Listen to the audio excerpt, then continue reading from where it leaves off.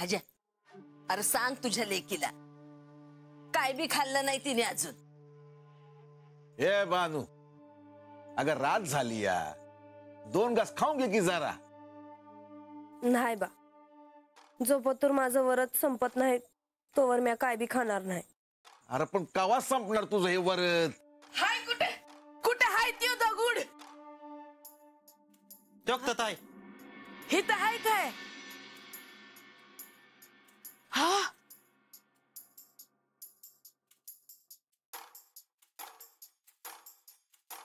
हा राजा चिमितकारच आहे म्हणायचा. मी नक्की सांगते ह्यो काही साधा सुधा दगड नाही. आता त्यात काय वेगळं असणार आहे? हसणारच हसणारच.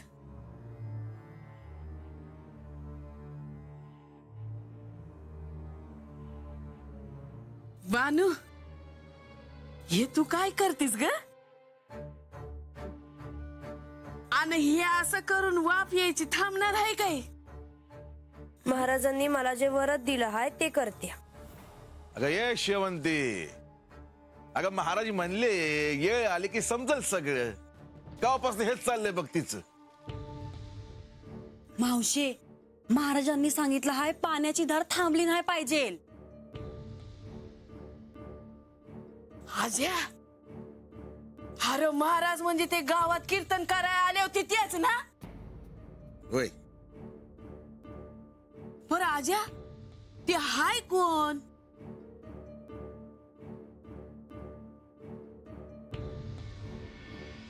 बर राहिलं, आम्हाला कोण काय बी सांगना पूजा कशी करावी ती. आमचं भलं कसं होईल ते बी कोणी सांगना. आज्या, जमलं तरी एकदा भेटो आम्हाला महाराजासनी. बरं आज्या, तुला एक सांगते बाबा, ह्यो असला दगुड उभ्या जन्मात पाहिला नाही बाबा म्या. शेवंते, जरा आजूबाजूला बघ.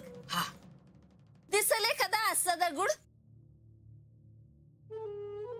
म्हणजे अगं जा ना पाणी घेऊन ये. अगं सांच्याला तर आणलं होतं.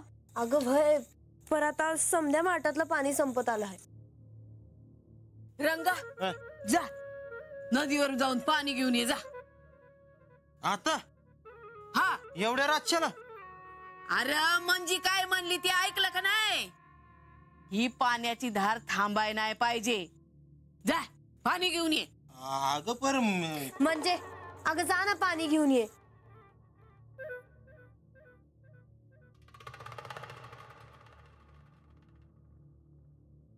हा, म्या बघते कसा जात नाही ते.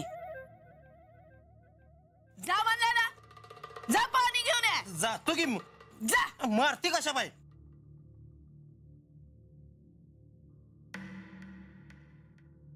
चला. लई गुणाचा पोर हाय माझा.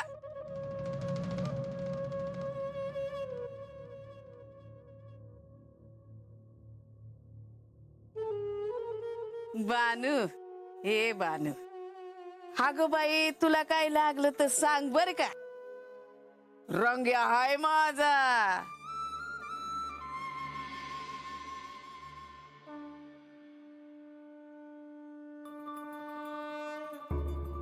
माझा, मी तुझ्याशिवाय नाही राहू शकत.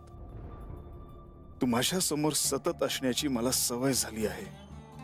तू जेजुरीत पहिल्यांदा आलीस तोपर्यंतचा काळ मी विरहातच काढला. आणि आता पुन्हा तू माझ्या सोबत असूनही नसल्यासारखी आहेस. माझा,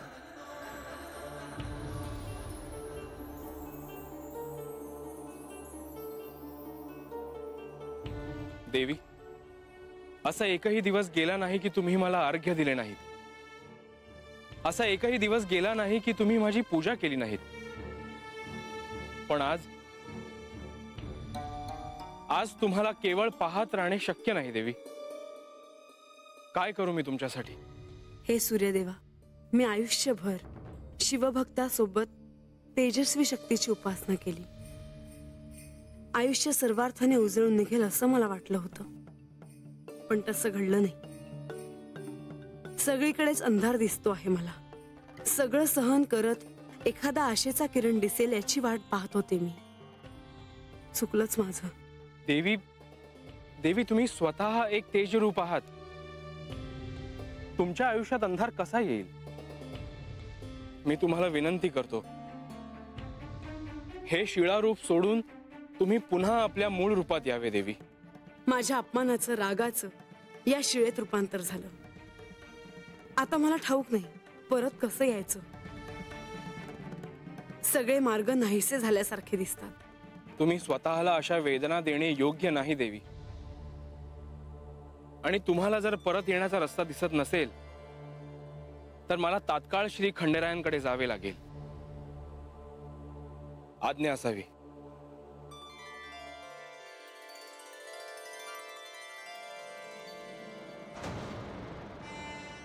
देवा,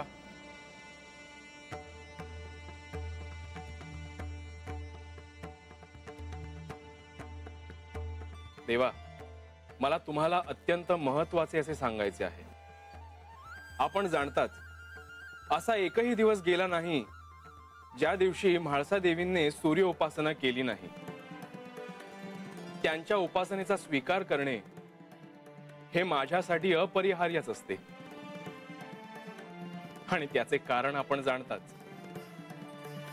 म्हणून मी म्हाळसा देवींना आता भेटलो आणि कदाचित कोणाच्याही लक्षात आली नसावी अशी एक गोष्ट मला कळली.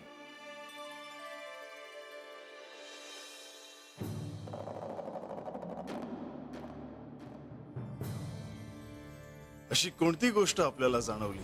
देवा, रागाच्या भरात म्हाळसा देवीचे शिळेत रूपांतर झाले आहे खरे, पण आता त्या रूपातून मनुष्य रूपात सदेह कसे यावे हे त्यांना कळत नसावे. देवा, आपण त्यांना शक्ती रूपाची ओळख करून दिली असली तरी त्यांना आठवत नसल्यामुळे त्यांना परत येण्याचा मार्ग दिसत नाहीये. तसे असेल तर मी तिला निश्चित सहाय्य करेन, पण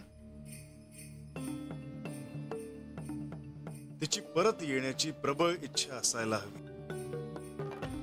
देवा, मला असे वाटते की आता फार वेळ घालवायला नको. जेजुरी गडावर या निमित्ताने महामृत्युंजय मंत्राची प्रतिष्ठापना होईल आणि येत्या भविष्यात जेजुरी गडावर श्रद्धेने, भक्तीने येणाऱ्या भक्तांना महामृत्युंजय मंत्राचा आशीर्वाद मिळेल.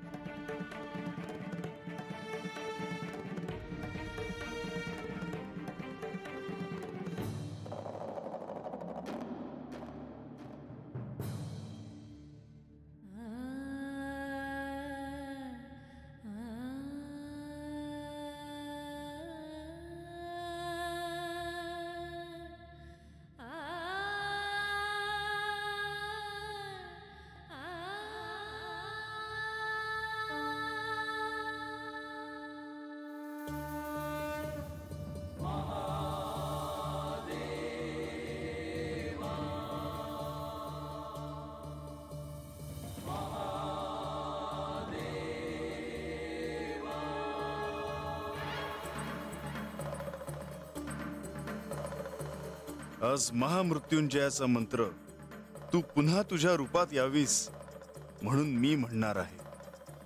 म्हाळसा, तू केलेल्या भक्तीचे, उपासनेचे पुण्य इतके आहे की महामृत्युंजयाचा हा प्रयोग मला करावाच लागेल. मात्र तुझा राग शांत होऊ दे म्हाळसा.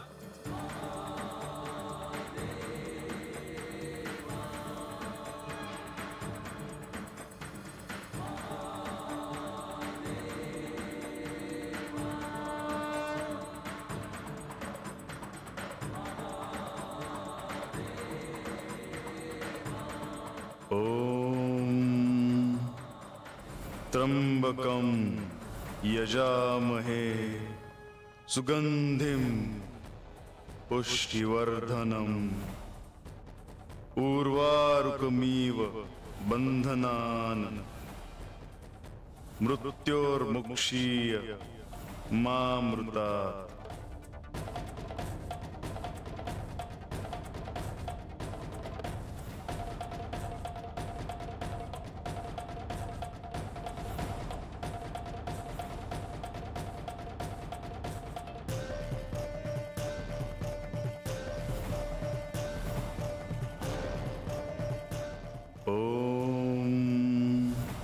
त्र्यंबकं यजामहे सुगंधिं पुष्टिवर्धनम् उर्वारुकमिव बंधनान् मृत्योर्मुक्षीय मामृता।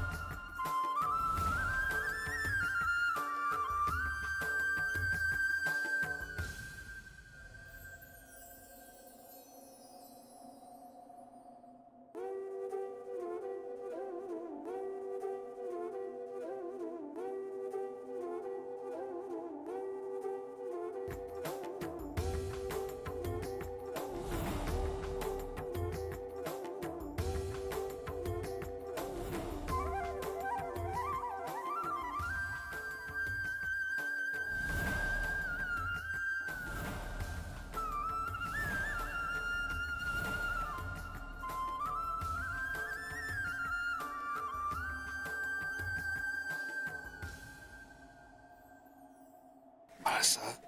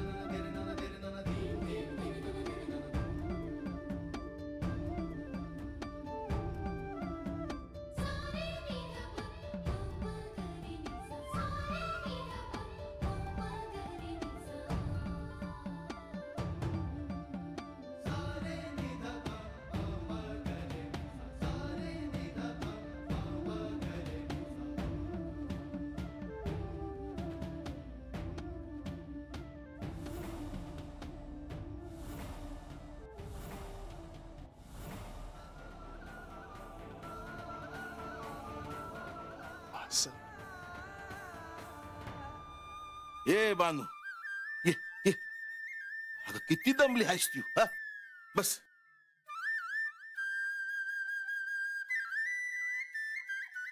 बानू, हे समज काय आहे ग? काय म्हणावं याला? आता मला काय ठाव रे बा की अशा वाफा येणाऱ्या दगडातून असं काय गावलते. कसा चमकतोय तो खाडा, याला काय म्हणावं? अन बानू, अगं दगड फाटला ना तेव्हा त्यातून हीच बाहेर पडावी असा पारकास बाहेर पडला बघ.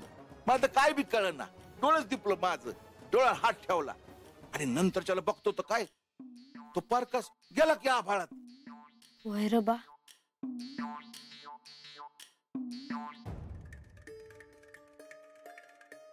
हे बांधू मी काय म्हणतो तू 2 घास खाऊन घे जरा. अरे बाप, पर माझं हे व्रत पुरं झालं का हे कसं समजेल मला? म्हणजे आता दगड फुटला, वाफा गेल्या, पारकाच बाहेर पडला आणि त्या दगडातून तुला यो खडा गावला म्हणजे वरच झालं की पूर्ण. अरे पर महाराजांनी मला नाही सांगितलं की हे व्रत कधी संपल ते. आता हे समज झालं म्हणजे वरच झालंच असणार ना. ते बी आहेच. मला तर असं वाटतंय की या खड्याला दगडातून बाहेर काढण्यासाठीच महाराजांनी मला हे व्रत करायला सांगितलं असावं.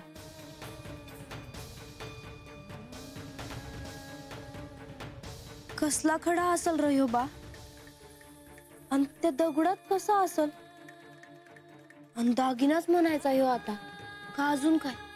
अगं बांधू आपण रानात राहणारी साधी माणसं, ते रानात जाताना आपल्याला चकाकणारा दगड दिसतो बघ, तसा यो दगड नाही, यो खडा आहे. आणि यो खडा दगडाच्या आत होता ना म्हणून त्यातून वाफ येत असणार बघ. तू म्हणली ते खरं आहे बांध. काय? यो खडा दगडाच्या बाहेर काढण्यासाठी जणू महाराजांनी तुला वरच सांगितलं असणार.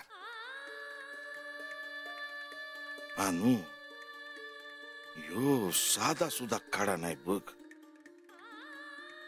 वेगळाच खडा आहे. म्हणजे बघ ना, पारकास काय बाहेर पडतोय, कसा चमकतोय. नाही नाही, यो वेगळाच खडा आहे. पुरी यो खडा जपून ठेव बर का. होय बा.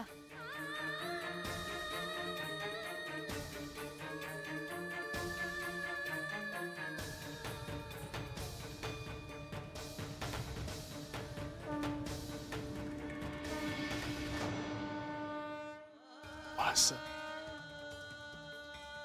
तुला असे प्रत्यक्ष पाहायचे होते. तू दिसत नव्हतीस तर माझी काय अवस्था होती ते तुला काय सांगू. आज मी तुला सांगतो, तू माझ्यापासून कधी दूर नको जाऊस. मी नाही राहू शकत तुझ्याशिवाय. मला काय बोलावे कळत नाहीये. माझे माझ्या रागाने शिळेत रूपांतर झाले होते. मला देखील परत यावेसे वाटत होते, पण कसे यायचे मला ठाऊक नव्हते.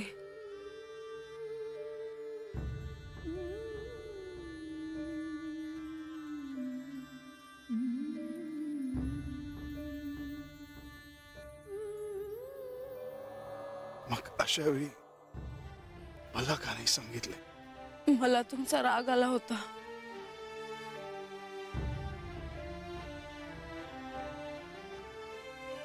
माळसा, आज माझ्यासाठी अतिशय आनंदाचा क्षण आहे.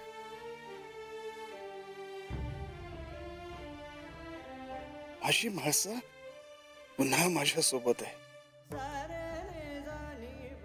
माळसा, मला तुझ्या सोबत सुंदर क्षण घालवायचे आहे. आता कसलाही राग नको, कोणतीही शंका